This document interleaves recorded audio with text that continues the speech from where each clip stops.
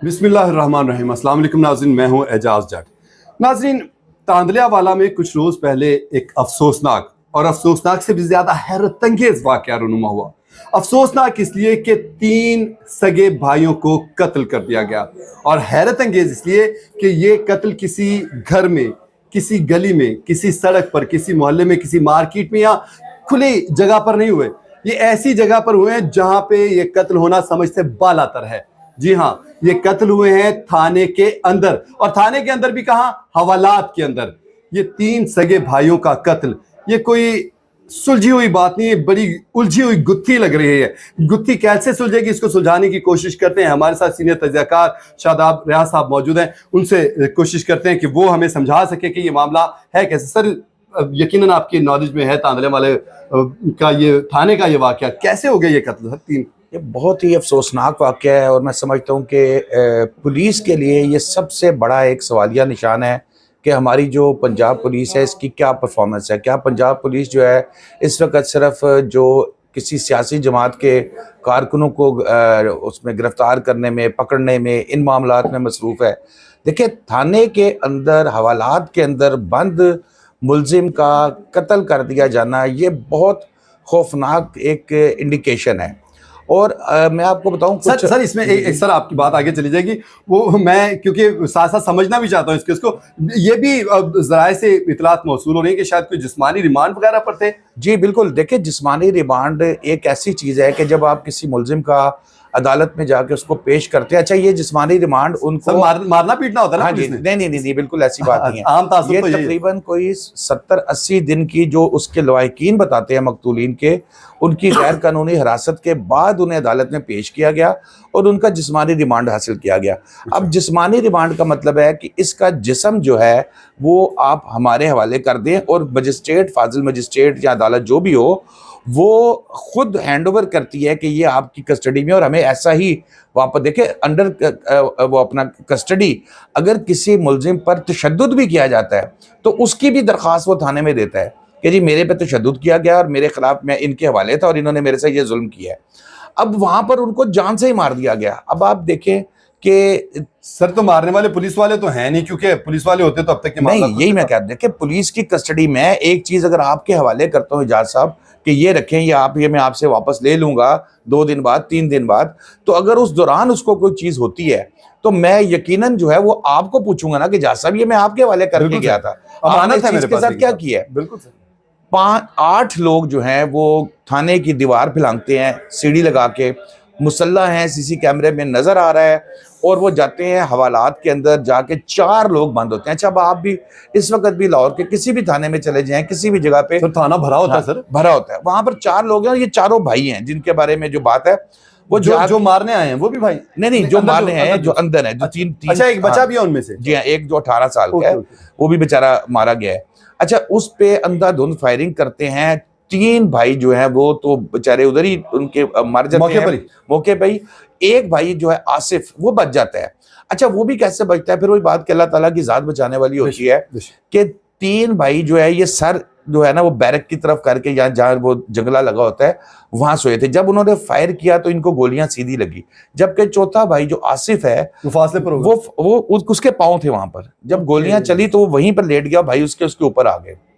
अच्छा, अब एक इंपॉर्टेंट चीज मैं आपको बताऊं, जैसे थाने में पुराने जमाने में जट साहब, लोगों को जब खतरा होता था ना बाहर अपनी जान का कि भाई मुझे कोई मार देगा, मेरे साथ कोई ऐसा हो जाएगा, तो वो झूठी मूठी का कोई छोटा मोटा पर्चा करवा के अपने ऊपर थाने में बंद हो जाते थे कि कम से कम जान से तो नहीं जाएंगे। तो ये भी ऐसा ही था। आसिफ जो है, नहीं, इनको तो तीनों को तो पकड़ा गया था, वो भी मैं आपको स्टोरी सुनाता हूँ। बेसिकली आसिफ ने पिछले कुछ दिनों से इसी वजह से आसिफ कौन है सर? ये जो बच गया, जो 18 साल है, नहीं, वो बड़ा है, आसिफ बड़ा है।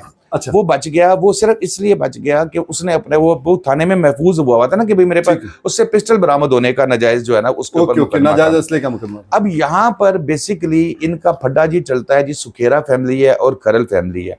2-3 बरादरी तो साथ। हाँ जी, बिल्कुल बरादरी है। अब खरल फैमिली ने अपने वहां पर एक ट्यूबवेल लगाना था जिसके लिए ट्रांसफार्मर था, वो आ रहा था सुखेरा फैमिली की जमीन पे। वहां पर पहली दफा इनका आपस में झगड़ा शुरू होता है और वो ये कहते हैं कि भाई ये हमारी जमीन पे नहीं लगेगा।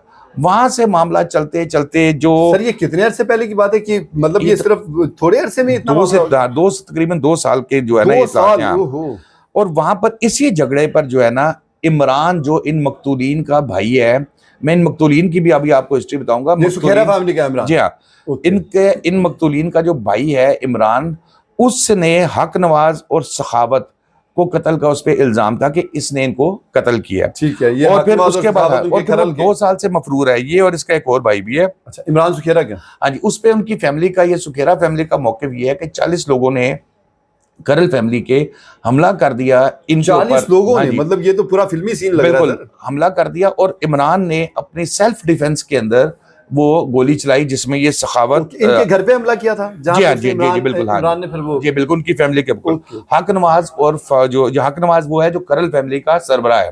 اچھا، یہ مارے گئے. اور پھر اس کے بعد جناب یہ اپنے بچاؤ میں ان کا یہ کہنا تھا، عمران اس وقت سے مفرور ہے. اب یہ جن کی گرفتاری ہوئی ہے، یہ گرفتاری بھی بیسکلی ہوتی ہے کہ جب پولیس سر ایک چھوٹی سی بات میں سمجھنا بھی چاہتا ہوں نا، آپ بتا رہے ہیں کیونکہ یہ بڑی الجھی ہوئی گتھی ہے، مجھے وہ اسی لیے آپ کے ساتھ بیٹھا ہوں اس معاملے کو سمجھنے کی.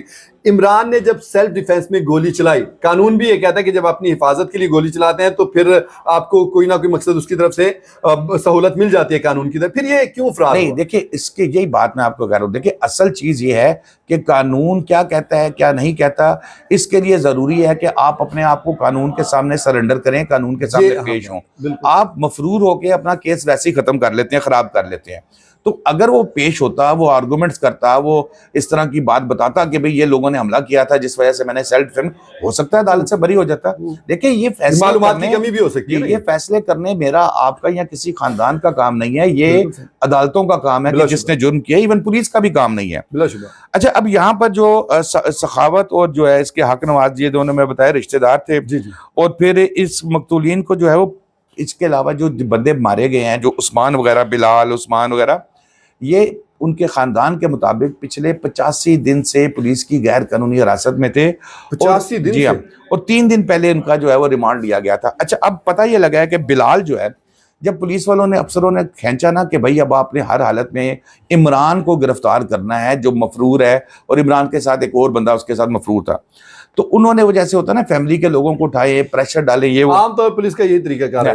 بلال کو اٹھایا جو عمران کا بھائی تھا. بلال لاہور میں ایک وہ پھل فروٹ کی کوئی آڑت کا کام کرتا تھا، یہاں پر سبزہ زار میں، سبزہ زار کا وہ رہ رہا تھا وہاں، مطلب اس کا بہت کام ہوتا تھا کہ وہاں آنا جانا اس کا ہو.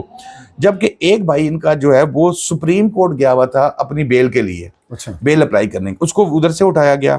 پھر اس کے بعد اٹھا کے ان کا ریمانڈ، یعنی کہ پہلے غیر قانونی حراست میں رکھا، پھر 2 جنوری کو ان کو پیش کر کے ان کا 7 جنوری تک ریمانڈ تھا. اس دوران یہ واقعہ جو ہے وہ ہو گیا تھا. اس دوران یہ واقعہ بالکل بالکل.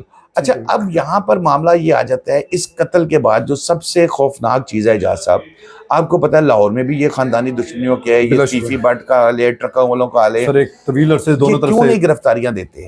اب وہ شاید اسی ڈر سے گرفتاریاں نہیں دیتے کہ بھئی ہم جا کے تھانے میں سرنڈر کریں، بعد میں ہمیں ان کے بندے آ کے مخالف گروپ کے مار کے چلے جائیں. بالکل، یعنی کہ تھانے میں یہ غلط ریت ہے. اگر وہ تھانے میں تھے، جا کے گئے تو یہ تو واقعی اس چیز کی حوصلہ شکنی ہے. جی بالکل. دیکھیں نا اب ان کے اندر بھی پھر دوسری پولیس کی کوتاہی کہاں آتی ہے، جہاں پر عمران پر الزام تھا کہ اس نے جو ہے وہ قتل کیا تھا ان کے اپنا کھرل فیملی کے جو سربراہ حق نواز وغیرہ کو. عمران کے ایک دوست تھا عمران کا، شیر علی بلوچ. اچھا، کھرل فیملی نے اس کو قتل کر دیا. اس کے دوست کو بھی مار دیا؟ ہاں جی، اس کے عمران کے دوست کو مار دیا. عمران میرا پتہ نہیں بتا رہا ہوگا نا کہ کہاں ہے کہاں نہیں.